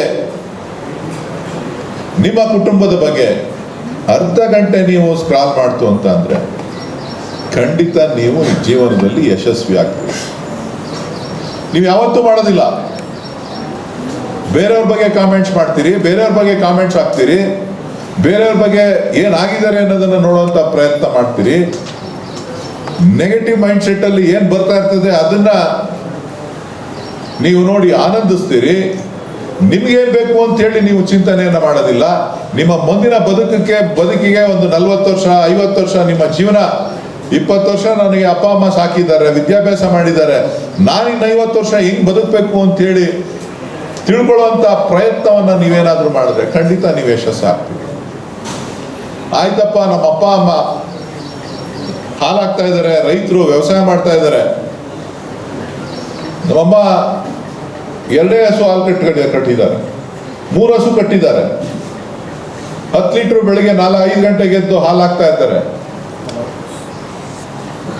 5 ಲೀಟರ್ ಹಾಕೋದನ್ನ 10 ಲೀಟರ್ ಹೆಂಗ್ ಮಾಡ್ಬೋದು ಅಂತ ಹೇಳಿ ನೀವು ಯೋಚನೆ ಮಾಡಿ ನಿಮ್ಮ ಅಪ್ಪ ಅಮ್ಮನಿಗೆ ಅಡ್ವೈಸ್ ಮಾಡಿದ್ರೆ ಒಳ್ಳೇದಾಗೋದಿಲ್ವಾ? ಆ ದುಡ್ಡು ಬೇರೆಯವ್ರಿಗೆ ಯಾರಿಗಾರ ಹೋಗುತ್ತಾ? ಬೇರೆಯವ್ರಿಗೆ ಯಾರಿಗಾರ ಹೋಗುತ್ತಾ? ಹೋಗುತ್ತೇನ್ರಪ್ಪ? ಏನ್ ಮಾಡ್ಬೋದು? ನೀನೇ ಒಂದು ರೀಲ್ಸ್ ಮಾಡ್ಬೋದು. ನಮ್ಮ ಅಪ್ಪ ಅಮ್ಮನಿಗೆ ಬೆಳಗ್ಗೆ ಆಗಿದ ತಕ್ಷಣ ನಾನು ಇಂಥದ್ದು ಹೇಳ್ದೆ, ಇಂಥ ಫೀಡ್ ಸಾಕು ಅಂತ ಹೇಳಿದೆ, ಈ ಟೈಮ್ ಹುಲ್ಲು ಹಾಕು ಅಂತ ಹೇಳಿದೆ, ಈ ಟೈಮ್ ನೀರು ಕುಡಿಸು ಅಂತ ಹೇಳಿದೆ, ಈ ತರ ಸಾಕು ಅಂತ ಹೇಳಿದೆ. ನಮ್ಮನೆಯಲ್ಲಿ 7 ಲೀಟರ್ ಹಾಲು ಬರ್ತಾ ಇತ್ತು, ಇವತ್ತು 10 ಲೀಟರ್ ಹಾಲು ಬರ್ತಾ ಇದೆ ಅಂತ ಹೇಳಿದ್ರೆ ಅದು ನೀನು ನಿಮ್ಮ ಅಪ್ಪ ಅಮ್ಮನಿಗೆ ಕೊಡ್ತಕ್ಕಂಥ ಗೌರವ, ನಿನಗೆ ವಿದ್ಯಾಭ್ಯಾಸ ಕೊಟ್ಟದಕ್ಕೂ ನಿಮ್ಮ ಜೀವನದಲ್ಲಿ ಅವ್ರು ಸಾಕುವ ಬದುಕನ್ನ ನೀವು ಮಾಡಿದ್ದೀರಿ ಅಂತ ಅರ್ಥ. ಹೌದಾ ಅಲ್ವಾ? ನೀವು ಬೇರೇನು ಹುಡ್ಕೊಂಡು ಹೋಗ್ಬೇಡಿ, ಎಲ್ಲ ಅಮೆರಿಕಾಗೆ ಹುಡ್ಕೊಂಡು ಹೋಗ್ಬೇಡಿ ಕೆಲಸಕ್ಕೆ. ಎಲ್ಲೆಲ್ಲಿ ಏನೇನನ್ನ ಮಾಡ್ಬೋದು, ಯಾವ್ಯಾವ ಸಂದರ್ಭದಲ್ಲಿ ಸಂದರ್ಭಕ್ಕೆ ತಕ್ಕಂತೆ ಚಿಂತನೆಗಳನ್ನ ಮಾಡಿ ಬದುಕನ್ನ ಯಾವ ರೀತಿ ಸರಳವಾಗಿ ಸುಲಭವಾಗಿ ಬದುಕನ್ನ ಕಟ್ಕೊಳ್ಳಿಕ್ಕೆ, ಯಶಸ್ಸನ್ನ ಕಾಣಲಿಕ್ಕೆ ಏನ್ ಮಾಡ್ಬೋದು ಅಂತ. ನೀವು ಆನೇಕಲ್ ತಾಲೂಕಲ್ಲಿ ಓದಿ ವಿದ್ಯಾಭ್ಯಾಸ ಮಾಡಿ ಆನೇಕಲ್ ತಾಲೂಕಲ್ಲಿ ಬದುಕಲಿಲ್ಲ ಅಂತಂದ್ರೆ ಇನ್ನೇ ಅಮೆರಿಕಾಗ ಹೋಗು ಬದುಕಕ್ಕೂ ಕಷ್ಟ. ಯಾಕೆ ಹೇಳಿ? ಆನೇಕಲ್ ತಾಲೂಕಿನಲ್ಲಿ ಇಡೀ ದೇಶದವ್ರು ಬಂದು ಕೆಲಸ ಮಾಡ್ತಾ ಇದ್ದಾರೆ, ಇಡೀ ಪ್ರಪಂಚದವರು ಆನೇಕಲ್ ತಾಲೂಕು ಕಡೆ ಗಮನ ಹರಿಸಿದ್ದಾರೆ. ನೀವು ಇಲ್ಲಿ ಓದಿ ಇಲ್ಲಿ ವಿದ್ಯಾಭ್ಯಾಸ ಮಾಡಿ ಇಲ್ಲಿ ಇಟ್ಕೊಂಡು ನೀವು ಇಲ್ಲಿ ಕೆಲಸ ಗಿಟ್ಟಿಸ್ಲಿಲ್ಲ ಅಂತ ಅಂದ್ರೆ ನೀವು ಅಮೆರಿಕಾದಲ್ಲಿ ಗಿಟ್ಟಿಸ್ತೀರಾ? ಇಲ್ಲ ಉತ್ತರ ಪ್ರದೇಶದಲ್ಲಿ ಗಿಟ್ಟಿಸ್ತೀರಾ? ಎಲ್ಲಿ ಗಿಟ್ಟಿಸ್ತೀರಿ? ಎಲ್ಲಿ ಸಿಗುತ್ತೆ ನಿಮ್ಗೆ ಕೆಲಸ, ಉದ್ಯೋಗ? ರಾಜಸ್ಥಾನ್ಗೆ ಹೋಗ್ತೀರಾ ಉದ್ಯೋಗ ಬೇಕು ಅಂತ? ರಾಜಸ್ಥಾನ್ಗೆ ಹೋಗ್ತೀರಾ ಮರಳುಗಾಡಲ್ಲಿ ಓಡಾಡಕ್ಕೆ? ಬಿಹಾರ್ಗೆ ಹೋಗ್ತೀರಾ ನಿಮ್ಮ ಮಕ್ಳನ್ನ ಕಳಿಸಿ ಉದ್ಯೋಗ ಸಿಗುತ್ತೆ ಅಂತ? ಬಿಹಾರಲ್ಲಿ ಸಿಗ್ತದ ಉದ್ಯೋಗ ನಿಮ್ಮ ಮಕ್ಕಳಿಗೆ? ಎಲ್ಲಿ ಸಿಗ್ತದೆ? ಎಲ್ರಪ್ಪ ಸಿಗ್ತದೆ? ಎಲ್ಲಿ ಸಿಗ್ತದೆ? ಇಡೀ ದೇಶದವ್ರಿಗೆ ಆನೇಕಲ್ ತಾಲೂಕಲ್ಲಿ ಕೆಲಸ ಸಿಗ್ತದೆ, ನಿಮ್ಗೆ ಕೆಲಸ ಸಿಗಲ್ಲ ಅಂತಂದ್ರೆ ನಮ್ಗೆ ನಾಚಿಕೆ ಆಗಲ್ವಾ? ಎಲ್ಲೋ ಒಂದ್ ಕಡೆ ನಾವು ತಪ್ಪು ಮಾಡ್ತಾ ಇಲ್ವಾ? ಎಲ್ಲೋ ಒಂದ್ ಕಡೆ ನಾವು ನಮ್ಮನ್ನ ನಾವು ಮರಿತಾ ಇಲ್ವಾ? ಎಲ್ಲೋ ಒಂದ್ ಕಡೆ ನಾವು ದುಡಿಯುವ ಶಕ್ತಿಯನ್ನ ನಾವು ಕಳ್ಕೊತಾ ಇಲ್ವಾ? ಇರ್ಬೋದು, ನಿಮ್ಗೆ ಕೆಲಸದ ಅವಶ್ಯಕತೆ ಇಲ್ಲದೆ ಇರ್ಬೋದು, 1 ಎಕರೆ 5-10 ಕೋಟಿ ದುಡ್ಡು ಹೋಯ್ತದೆ ಅಂತ ಕಾಣಿಸ್ತದೆ. ಏನ್ ಕೆಂಪಣ್ಣ? ಸರ್ಜಾಪುರದಲ್ಲಿ 30 ಕೋಟಿ ಇರ್ಬೋದು, ನಿಮ್ಗೆ ಯಾವ ಕೆಲಸದ ಅವಶ್ಯಕತೆ ಇಲ್ಲದೆ ಇರ್ಬೋದು. ಇದೆಯಾ ಕೆಲಸದ ಅವಶ್ಯಕತೆ? ಇದೆಯಾ? ಎಲ್ಲಿದೆ? ನೀವುಗಳು ಸರಿಯಾದ ಚಿಂತನೆಯನ್ನ ಮಾಡಿದ್ದೇ ಆದ್ರೆ ಬಹುಶಃ ಕೋಲಾರದಲ್ಲಿ ಚಿನ್ನದ ಗಣಿ ಅಂತಿದ್ರು, ನೀವು ಉದ್ಯೋಗವನ್ನ ಸೃಷ್ಟಿ ಮಾಡ್ತಾ ಇರ್ತಕ್ಕಂಥ ಒಂದು ಕೇಂದ್ರ ಸ್ಥಳದಲ್ಲಿ ಬೆಂಗಳೂರಿನಂತ ನಗರ ಪ್ರದೇಶದಲ್ಲಿ, ಅದರಲ್ಲೂ ಕೂಡ ಆನೇಕಲ್ನಲ್ಲಿ ನೀವು ಇದೀರಿ ಅಂತ ಹೇಳಿದ್ರೆ ನೀವು ಬಹಳ ಹೆಮ್ಮೆಯಿಂದ ಹೇಳ್ಕೋಬೇಕು, ಇದು ನಮ್ಮ ತಾಲೂಕು, ನಾವು ಕೆಲಸ ಗಿಟ್ಟಿಸ್ತೀವಿ, ನಾವು ಬೇರೆಯವ್ರಿಗೂ ಕೆಲಸ ಕೊಡ್ತೀವಿ, ಸೃಷ್ಟಿನೂ ಉದ್ಯೋಗನ ಸೃಷ್ಟಿನೂ ಮಾಡ್ತೀವಿ, ಕೆಲಸನೂ ಕೊಡ್ತೀವಿ, ಜೀವನನೂ ಸರಿಪಡಿಸ್ತೀವಿ. ನಿಮ್ಮೂರಲ್ಲಿ ಯಾವ ಊರವ್ರು ಬಂದಿಲ್ಲ? ಪಂಜಾಬ್ ಅವರು ಬಂದಿಲ್ವಾ? ರಾಜಸ್ಥಾನದವ್ರು ಬಂದಿಲ್ವಾ? ವೆಸ್ಟ್ ಬೆಂಗಾಲ್ ಅವ್ರು ಬಂದಿಲ್ವಾ? ಯಾವ ರಾಜ್ಯದವ್ರು? ಗುಜರಾತ್ ಅವ್ರು ಬಂದಿಲ್ವಾ? ಮೋದಿ ನಾಡು ಬಂದಿಲ್ವಾ ನಿಮ್ಮೂರಿಗೆ? ಕೇರಳದವ್ರು ಬಂದಿಲ್ವಾ? ಆಂಧ್ರದವ್ರು ಬಂದಿಲ್ವಾ? ಒಡಿಶಾದವ್ರು ಬಂದಿಲ್ವಾ? ನಿಮ್ಮೂರವ್ರು ಯಾರು ಅಲ್ಲೋಗಿದ್ದಾರೆ ಹೇಳ್ರಪ್ಪ ಪಟ್ಟಿನ. 5 ನಿಮಿಷ ಟೈಮ್ ಕೊಡ್ತೀನಿ. ಏನಪ್ಪ ಆಂಜನಪ್ಪ? ಇಲ್ಲಿಂದ ಆನೇಕಲ್ ತಾಲೂಕಿಂದ ಉದ್ಯೋಗವನ್ನು ಸೃಷ್ಟಿ ಮಾಡಿಕೊಂಡು ಉದ್ಯೋಗ ಸಿಗ್ತದೆ ಅಂತ ಹೇಳಿ ಯಾರು ರಾಜಸ್ಥಾನಕ್ಕೆ ಹೋಗಿರೋರು, ನಾರ್ತ್ ಈಸ್ಟ್ಗೆ ಹೋಗಿರೋರು, ವೆಸ್ಟ್ ಬೆಂಗಾಲ್ಗೆ ಹೋಗಿರೋರು, ಅಥವಾ ಇದು ಯಾವುದದು ಅಹಮದಾಬಾದ್, ಬರೀ ಟೂರ್ಗೆ ಹೋಗಿ ಗೊತ್ತಾ?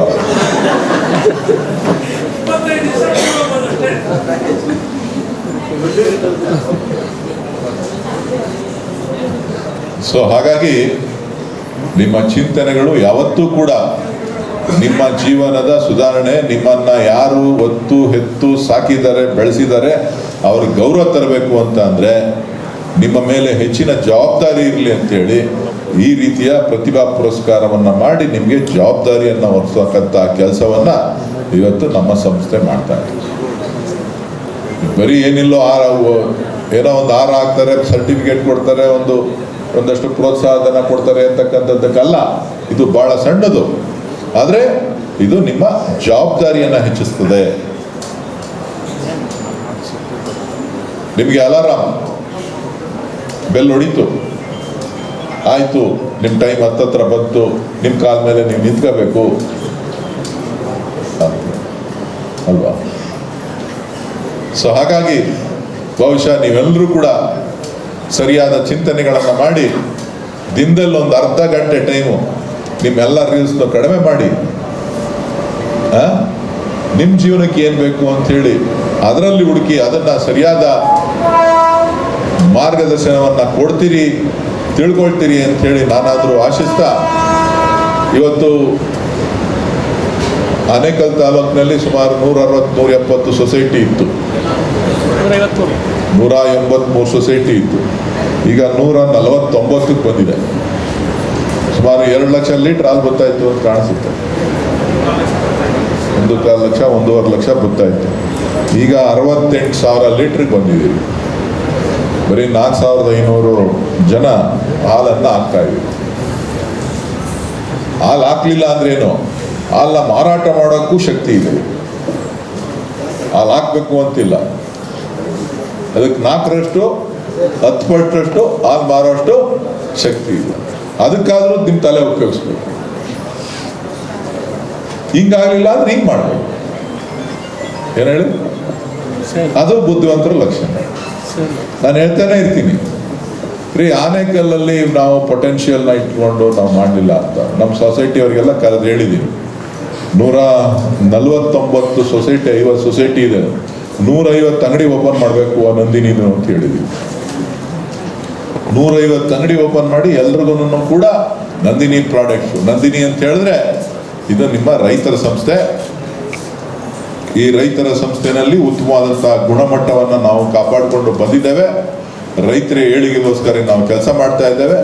ಸೊ ನಿಮ್ಮ ಬದುಕನ್ನು ಸರಿ ಮಾಡಲಿಕ್ಕೋಸ್ಕರ ಗುಣಮಟ್ಟವನ್ನು ಕಾಪಾಡ್ತಾ ನಂದಿನಿ ಉತ್ಪನ್ನಗಳನ್ನು ನೀವೆಲ್ಲೇ ಹೋಗಲಿ, ಏನೇ ಮಾಡಿ ಕಾರ್ಯಕ್ರಮ, ನೀವು ನಂದಿನಿ ನಿಮ್ಮ ರೈತರು ಬಳಸ್ತಕ್ಕಂಥ ಏನು ಕೊಡ್ತಕ್ಕಂಥ ಹಾಲು ಇವತ್ತು ತುರ್ತಿ ತಿಮ್ಮಪ್ಪನ ಪಾದಕ್ಕೂ ಸೇರ್ತಾ ಇದೆ.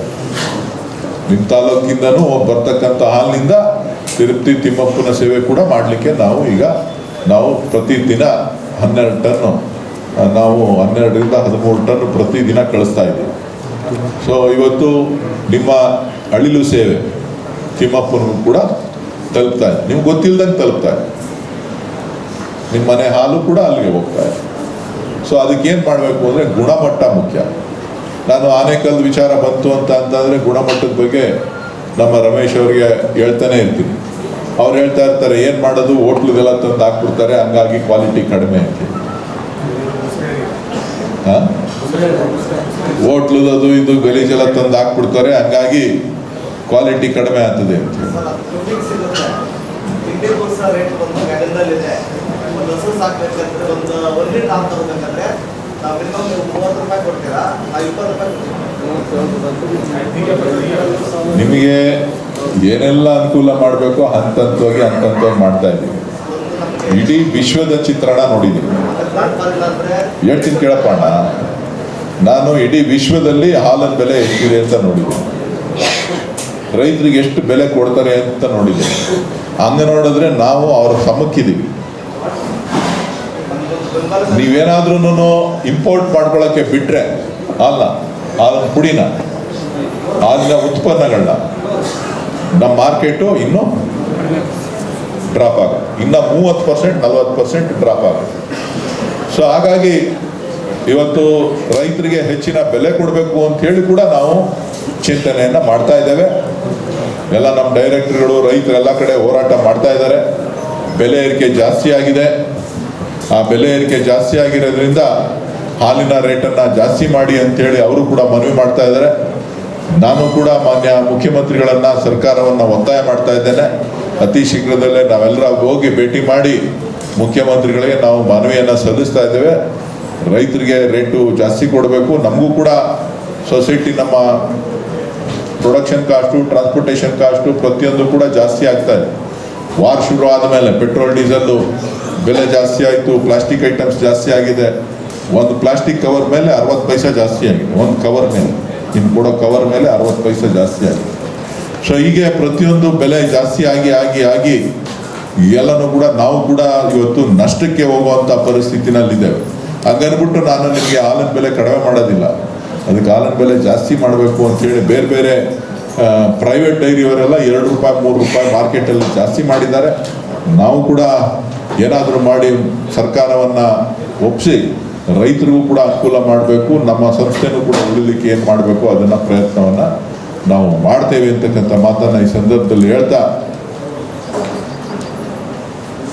ಮತದಾರರ ಪಟ್ಟಿ ಪರಿಷ್ಕರಣೆ ನಡೀತಾ ಇದೆ.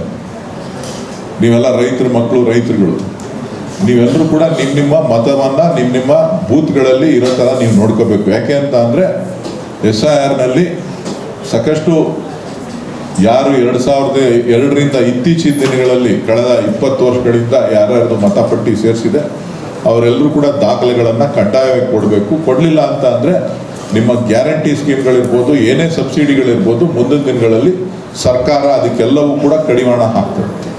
ಸೊ ಹಾಗಾಗಿ ಇದನ್ನು ಜವಾಬ್ದಾರಿ, ನಿಮ್ಮ ಮತ ನಿಮ್ಮ ಹಕ್ಕು, ನಿಮ್ಮ ಹಕ್ಕನ್ನು ಉಳಿಸ್ಕೊಳ್ತಕ್ಕಂಥದ್ದು ಭಾಳ ಮುಖ್ಯ. ನಾಳೆ ದಿನ ಹೋಗಿ ಯಾರೋ ಓಟ್ ಕಿತ್ತಾಕ್ಬಿಟ್ಟವ್ರೆ ಅಂಥೇಳಿ ನನ್ನ ಮೇಲೋ, ರಮೇಶ್ ಮೇಲೋ, ಇನ್ನೊಬ್ಬರ ಮೇಲೋ, ಯಾರ ಮೇಲೋ ಹೇಳ್ತು ಅಂದರೆ ಅದಕ್ಕೆ ಏನು ಮಾಡೋಕ್ಕಾಗಲ್ಲ. ಆದರೆ ನಿಮ್ಮ ಹಕ್ಕನ್ನು ಉಳಿಸ್ಕೊಳ್ಬೇಕಾದಂಥದ್ದು ನಿಮ್ಮ ಕರ್ತವ್ಯ.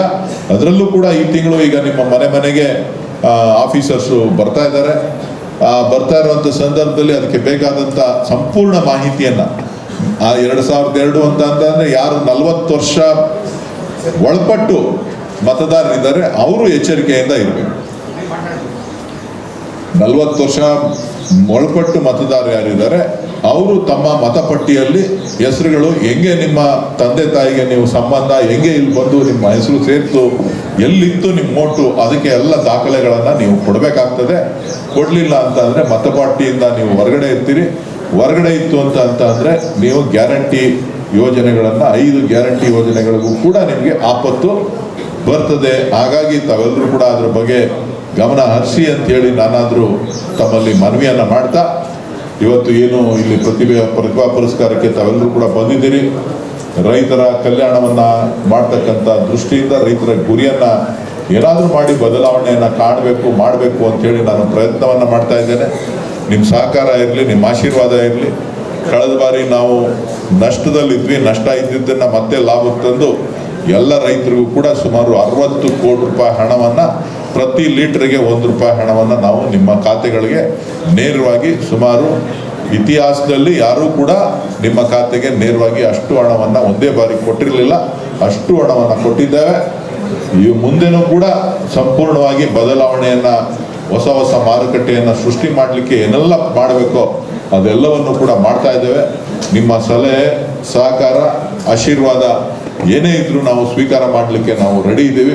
ನೀವೇನೇ ಇದ್ರೂ ಕೂಡ ನಮ್ಮನ್ನು ಬಂದು ಭೇಟಿ ಮಾಡಿ, ನೀವು ಮಾಡಿ ರಬ್ಬರ್ ಮ್ಯಾಟ್ ವಿಚಾರಕ್ಕೆ ಸಂಬಂಧಪಟ್ಟಂತೆ ಬೆಲೆ ಜಾಸ್ತಿ ಆಗಿದೆ, ಟೆಂಡರು ಬೇರೆಯವರಿಗೆ ಆಗಿರೋದ್ರಿಂದ ಅದು ಸ್ವಲ್ಪ ಗೊಂದಲದಲ್ಲಿದೆ.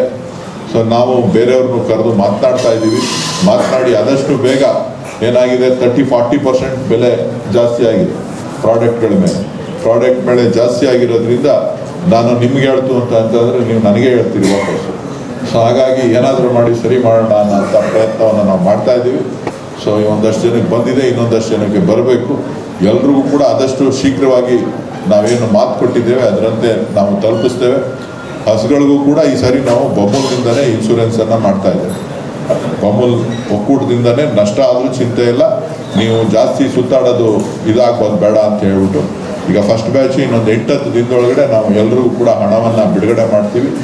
ನಾವು ಟೆಕ್ನಾಲಜಿನ ಯೂಸ್ ಮಾಡಿ ಅದಕ್ಕೆ ಏನೇನು ಇನ್ಶೂರೆನ್ಸ್ ಮಾಡಿದ್ದೀವಿ ಅದೆಲ್ಲವೂ ಕರೆಕ್ಟಾಗಿ ಇದೆಯಾ ಇಲ್ವಾ ಅನ್ನೋದನ್ನೆಲ್ಲ ಪರಿಶೀಲನೆ ಮಾಡಿ ಎಲ್ಲರಿಗೂ ಕೂಡ ನೇರವಾಗಿ ನಿಮ್ಮ ಖಾತೆಗಳಿಗೆ ಹಣ ಆಗ್ತಕ್ಕಂಥ ಒಂದು ವ್ಯವಸ್ಥೆಯನ್ನು ಕೂಡ ನಾವು ಮಾಡ್ತೇವೆ.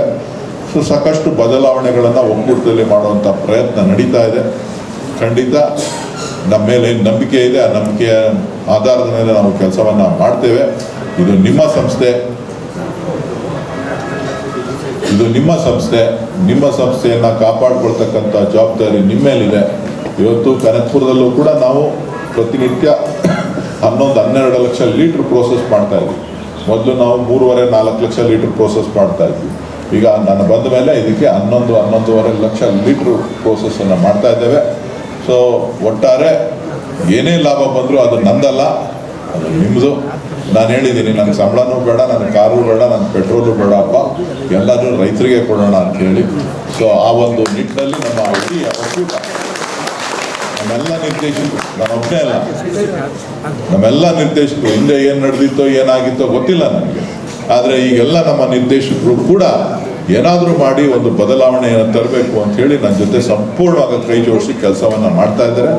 ಸೊ ಅವ್ರಿಗೂ ಕೂಡ ಈ ಸಂದರ್ಭದಲ್ಲಿ ನಾನು ಧನ್ಯವಾದಗಳನ್ನು ಹೇಳ್ತಾ ತಮಗೂ ಕೂಡ ಶುಭವನ್ನು ಕೋರಿ ನನ್ನ ಮಾತನ್ನು ಮುಗಿಸ್ತೇನೆ.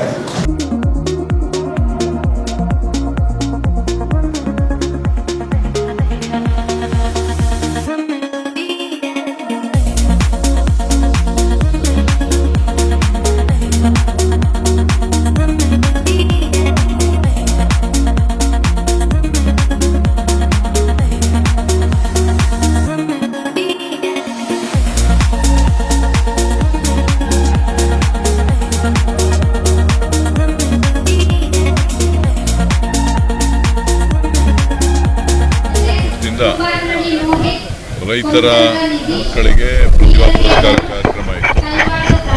ಹಾಗೆ ಕಲ್ಯಾಣ ಟ್ರಸ್ಟಿಂದ ಅನೇಕ ಯೋಜನೆಗಳನ್ನು ನಾವು ರೈತರಿಗೋಸ್ಕರ ಕೊಡ್ತಾ ಇದ್ವಿ. ಅದರ ವಿತರಣಾ ಕಾರ್ಯಕ್ರಮ ಇವತ್ತು ಇಲ್ಲಿ ಹಮ್ಮಿಕೊಂಡಿದ್ದೇವೆ.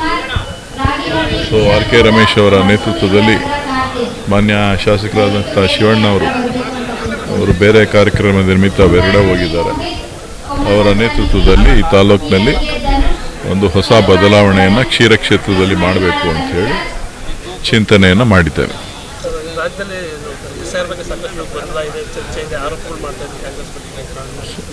ನೋಡಿ, BJPಯವರು ಮಾಡ್ತಾ ಇರೋದೇ BJPಯವರು. ನಾವು ನಿಮ್ಮ ಹಕ್ಕನ್ನು ನೀವು ಉಳಿಸ್ಕೊಳ್ಳಿ ಅಂಥೇಳಿ ಸ್ವತಂತ್ರ ಬಂದಂಥ ಸಂದರ್ಭದಲ್ಲಿ ಈ ದೇಶದ ಪ್ರತಿಯೊಬ್ಬ ಭಾರತೀಯನಿಗೂ ಕೂಡ ಮತದಾನದ ಹಕ್ಕು ಕೊಡಬೇಕು ಅಂತೇಳಿ ಕಾಂಗ್ರೆಸ್ ಪಕ್ಷ ಮಾಡಿತ್ತು. ಸೊ ಆದರೆ ಇವತ್ತು ಮತದಾನದ ಹಕ್ಕು ಯಾರಿಗೂ ಕೂಡ ವಂಚನೆ ಆಗಬಾರ್ದು ಅಂತಕ್ಕಂಥದ್ದು ಕಾಂಗ್ರೆಸ್ನ ಉದ್ದೇಶ. ಇವತ್ತು SIR ಏನು ಪರಿಷ್ಕರಣೆ ನಡೆಸ್ತಾ ಇದ್ದಾರೆ ಕೇಂದ್ರ ಸರ್ಕಾರ ಮತ್ತು ಚುನಾವಣಾ ಆಯೋಗ, ಕೇಂದ್ರ ಸರ್ಕಾರದ ನಿರ್ದೇಶನದ ಮೇಲೆ, ಅದರಲ್ಲಿ ಎಲ್ಲರೂ ಕೂಡ ಯಾರೂ ಕೂಡ ಮತ ವಂಚಿತರಾಗಬಾರ್ದು ಅಂಥೇಳಿ ನಾವು ಜನಜಾಗೃತಿಯನ್ನು ಕಾಂಗ್ರೆಸ್ ಸರ್ಕಾರ, ಕಾಂಗ್ರೆಸ್ ಪಕ್ಷ ಮಾಡ್ತಾ ಇದೆ. ಸೊ ಕೆಲವರಿಗೆ ಗೊಂದಲ ಇದೆ, BJPಯವರಿಗೆ ದಳದವ್ರಿಗೆ ಏನು ಆ್ಯಕ್ಟಿವ್ ಆಗಿಬಿಟ್ಟಿದ್ದಾರೆ, ನಾವು ಮುಂದಕ್ಕೆ ಏನಾಗೋಯ್ತೀವೋ ಅಂಥೇಳಿ. ಸೊ ನಮ್ಮ ಮತವನ್ನು, ನಮ್ಮ ಮತದಾರರ ಹಕ್ಕನ್ನು ಉಳಿಸ್ಕೊಳ್ಳಿಕ್ಕೆ ನಾವು ಎಲ್ಲ ಬೂತ್ ಮಟ್ಟದಲ್ಲಿ ನಮ್ಮ ಕಾರ್ಯಕರ್ತರಿರ್ಬೋದು, ನಮ್ಮ ಮತದಾರರಿಗೆ ಮನವರಿಕೆ ಮಾಡುವಂಥ ಕೆಲಸ ನಡೀತಾ ಇದೆ. ಸರ್, ಸರ್ಜಾಪುರ ರೈತರು ಸರ್ ಕಳೆದ 1 ವರ್ಷಕ್ಕೂ ಹೆಚ್ಚು ಕಾಲದಿಂದ ಪ್ರತಿಭಟನೆ ಮಾಡ್ತಿದ್ದಾರೆ ಸರ್, ಭೂಸ್ವಾಧೀನ ವಿರೋಧಿಸಿ. ತಾವು ಈ ಕ್ಷೇತ್ರದ ಬಗ್ಗೆ ಅತಿ ಹೆಚ್ಚು ಕಾಳಜಿ ಇಟ್ಕೊಂಡಿರೋರು, ರೈತರು ತುಂಬ ದಿನದಿಂದ ಪ್ರತಿಭಟನೆ ಮಾಡ್ತಾನೆ ಇದ್ದಾರೆ ಸರ್, ಅವ್ರಿಗೆ ನ್ಯಾಯ ಸಿಗಬೇಕು. ಮತ್ತು ಅಶೋಕ ಹೇಳ್ತಾರೆ ಸರ್, ಏನಂದರೆ ಭೂ ಸ್ವಾಧೀನ ಮಾಡಿ ರಿಯಲ್ ಎಸ್ಟೇಟ್ ಮಾಡೋದಕ್ಕೆ ಮುಂದಾಗಿದೆ ಅಂತ ಆರೋಪ ಮಾಡ್ತಾರೆ.